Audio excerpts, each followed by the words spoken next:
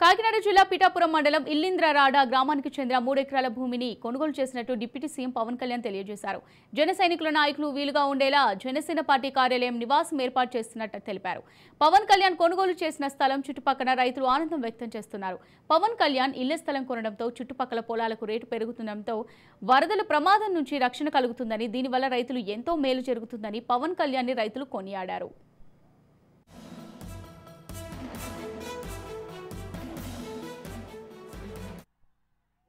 సెంట్లు స్థలం ఉంది. ఈ గేదెలు మేపుకుంటే ఇక్కడ ఉంటామండి.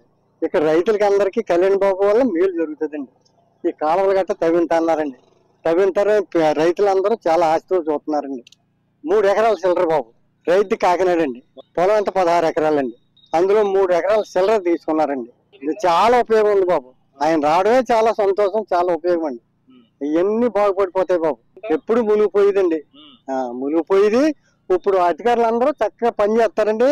చేయకపోతే కళ్యాణ్ బాబు గారు ఊరుకోరండి. కట్టుకోవడం వల్ల ఇక్కడ అందరికి పిఠాపురానికే పెద్ద మేలు జరుగుతుంది బాబు.